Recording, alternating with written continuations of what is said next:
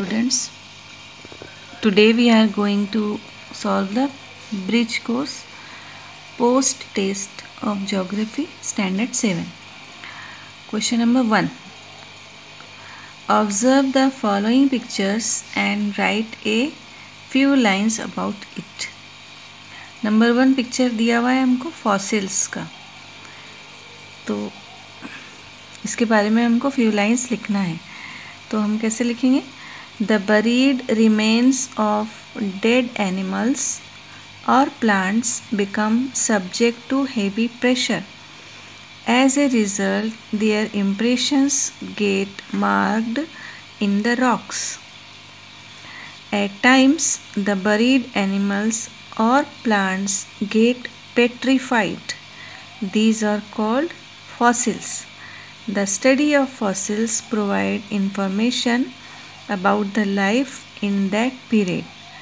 ये हो गया फॉसिल्स के बारे में. आपके पेपर में पहला पिक्चर फॉसिल्स का है. ठीक है. नेक्स्ट देखेंगे हम. नेक्स्ट है सोलर एनर्जी. नेक्स्ट जो पिक्चर आपको दी हुई है सोलर एनर्जी की है. सोलर पावर प्लांट दिया हुआ है वहाँ पर, तो इसके बारे में हम लिखेंगे few lines. This is a picture of solar power plant. Our country India is in the torrid zone where the intensity of solar energy is the maximum. Devices like cookers, lamps, heaters, vehicles can be run on solar power. ठीक है, ये हो गया हमारा solar energy के बारे में. आप इस पोस्ट टेस्ट को स्टडी विथ मी इस चैनल पे देख रहे हैं, तो इसको आप सब्सक्राइब कीजिए, लाइक कीजिए, शेयर कीजिए. ठीक है, ये लिख लिया आपने सोलर पावर का. अब देखेंगे हम थर्ड पिक्चर. थर्ड पिक्चर में आपको वाटर के बारे में दिया हुआ है, तो उसके बारे में लिखेंगे हम. This picture shows that water is available in huge quantities on earth. Of this a large quantity is salty. Only some quantity of the total water is usable. A very less amount, हम bracket में लिखेंगे 0.003% of water is available for use. However even this much water is sufficient for all of us. ये हो गया हमारा third picture के बारे में. ठीक है. नाउ फोर्थ पिक्चर आपको ग्लोब का दिया हुआ है, उसके बारे में लिखेंगे हम. This is a picture of globe. It is a model of the earth. It is spherical in shape. The globe allows us to see only one side of the earth at a time. It is a three dimensional device. ये हो गया globe के बारे में. ठीक है, ये 4 pictures को आपने डिस्क्राइब कर दिए. अब हम देखेंगे question number 2. Explain the difference between A globe and A map. ये 4 मार्क्स का क्वेश्चन है. क्वेश्चन नंबर 2 आंसर लिखेंगे हम. Difference between a map and a globe. Number 1 point है उसमें, maps are two dimensional whereas a globe is three dimensional. Number 2, 2-dimensional objects have length and width. The product of length and width define area. Third point है, 3-dimensional objects have length, width and height. The product of these provides volume. Fourth point है, maps can be used to study the whole world or also regions of limited extent. Okay. Fifth point, however small or large the globe, it is only a representative model of the entire earth. ये हो गया हमारा difference between map and a globe. ठीक है. तो next देखेंगे हम question. अब क्वेश्चन है, we use many natural resources in our day to day activities. It is your habit to make the most of natural resources. What changes will you make in the procedure? Answer, air, water, soils, land, minerals, plants and animals are all natural resources. Most of the natural resources are limited in nature.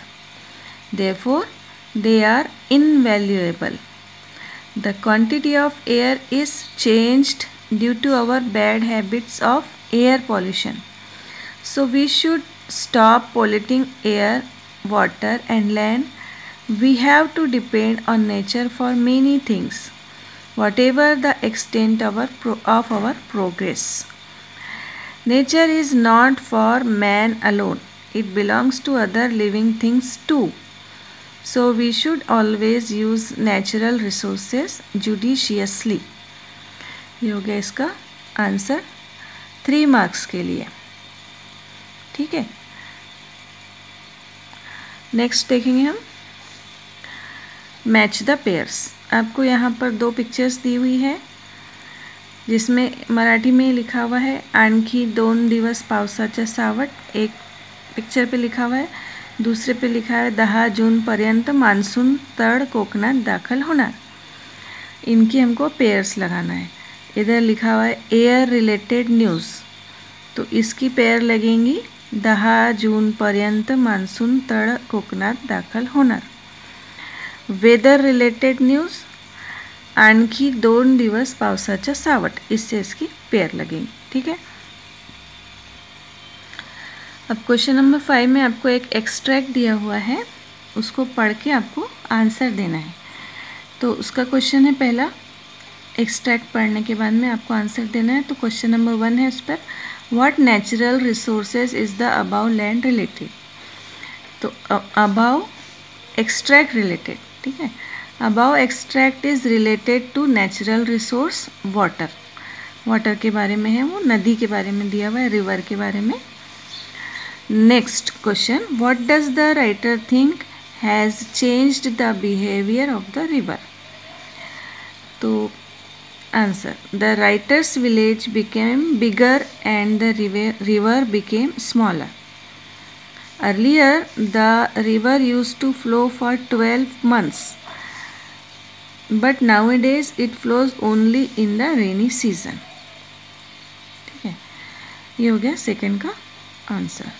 Question number 3, at the end the author says the river must change its behavior. Do you agree with the author's statement? Who is required to change the attitude? And what should be changed. ये question है, इसका answer है ये 3 marks के लिए। तो no, answer लिखेंगे हम no, I do not agree with the author because it is not the river which is required to change its behaviour. We must change our attitude towards the nature. We should stop polluting our natural resources like air, water and soil. We should plant more and more trees and stop deforestation. We must preserve our natural resources and use them judiciously. तो यहाँ हमारा post test का geography का standard 7 का question paper solve हो चुका है। ठीक है, आपने अब तक चैनल को सब्सक्राइब नहीं किया तो कर लीजिए, ताकि आने वाली हर वीडियो की नोटिफिकेशन आपको मिलती रहे। स्टडी विथ मी इस चैनल को सब्सक्राइब कीजिए।